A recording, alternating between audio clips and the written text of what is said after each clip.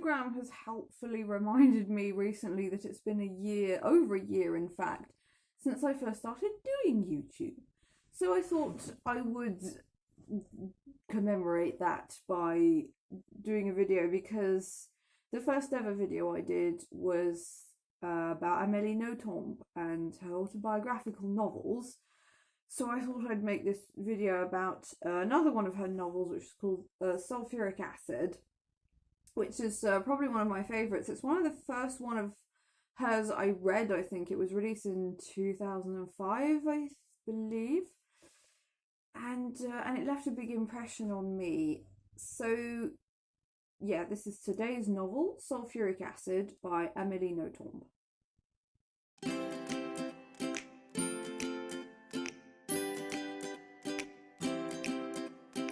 So Amélie Nothomb, as I've mentioned before, was born in Japan. She's the daughter of a Belgian diplomat, and for some reason diplomats and international news correspondents and people who travel a lot seem to create rather interesting offspring, and she is not an exception to that. And it is interesting to read her autobiographical work, because it does kind of explain why a lot of her novels are a bit odd. They are a bit weird, and they tend to focus on a relationship between two characters, a rather odd relationship. And so this book's kind of the same. It's set in a very odd setting. It's set in so this is a reality TV show called Concentration, which is set in a concentration camp. And so you've got the contestants, as it were, who are randomly chosen amongst the population and abducted. They don't volunteer to do this show. They are randomly chosen, and then a group of people come and just take them away, and they have to do this show and live in a concentration camp. And the guards who look after the camp are fully employed. However, they are there on, voluntary service, as it were. This is a real job for them. And so the story is about a relationship between two characters, one of whom is a guard and the other is a woman who is in the camp, who's one of the contestants that were on the camp. So in this camp, this show has a lot of views. It's very, very popular because it's so shocking. And one of the shocking things about it is the audience get to vote who gets executed. There are two people every day, I think every week, who get executed. And the public actually votes for who gets, it's basically like taking a reality show to the extreme, where the public votes for who gets kicked out of the show. Here they get kicked out of life, literally. So that's the setting here. It's sort of poking at reality TV in the strongest possible way, which I think is interesting. I thought it was very relevant. And so these two characters, Panonique, who's one of the prisoners, and one of the guards, who's also a woman. And this guard takes a very strong interest in Panonique. She's fascinated by her, and she doesn't really understand why. She's an extremely shallow human being who doesn't really understand emotions. And she then finds out that she thinks she's in love with Panonique, and she tries being kind to her. She tries giving her chocolates to sort of, make herself liked by her, which doesn't work very well, obviously, in a situation like this, because Panonique has her friends, and she decides to take the chocolate she's given and share it out amongst her friends. And the guard is very angered by this. She thinks it's very wrong that she should do this. So she doesn't really understand what friendship is about and what love is about, but she wants something out of Panonique, because the prisoners are only referred to by their serial number. They don't have names, but the guard wants to find out what Panonique's name is, and she is willing to go to rather extreme lengths to do that, such as executing prisoners that are members of Panonique's friends, and going to rather extreme levels. She decides that she wants to have sex with her. She confronts Pananique at one point.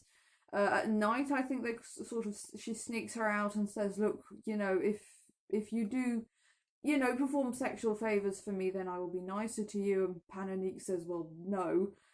And then the guard says, well, I could force you. And Pananique says, well, you could, but, is that really what you want? Because I'm not going to enjoy it.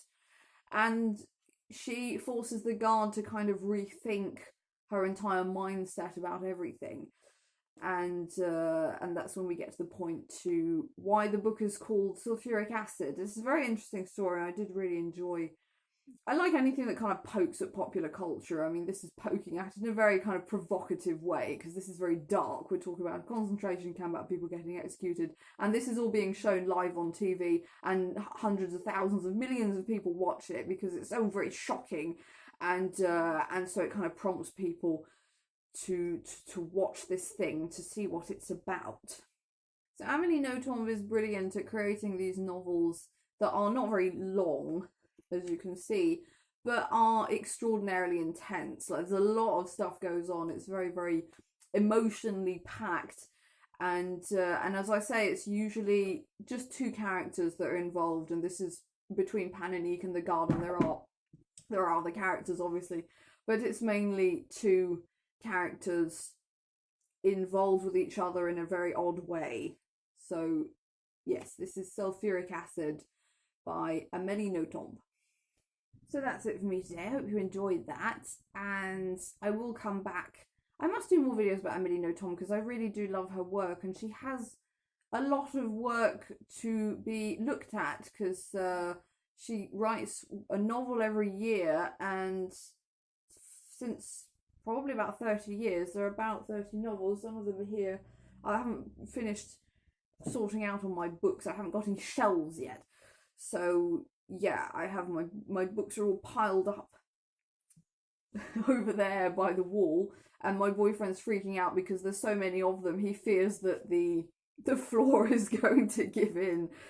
Me and my excessive book collection, that drives my boyfriend insane.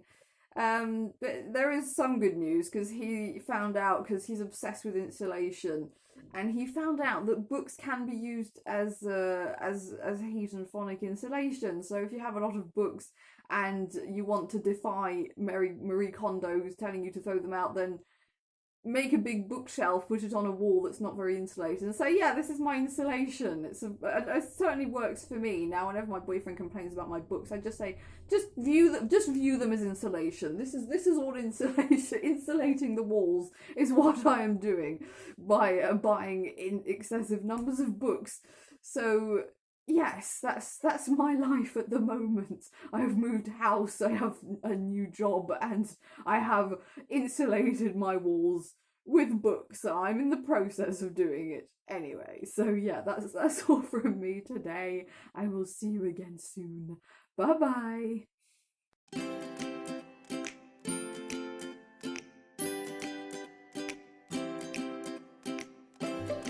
Well, this is very cute.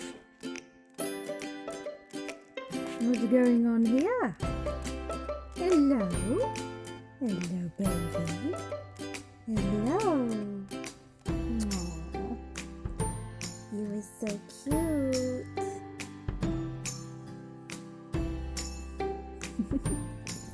Aww, you're so cute.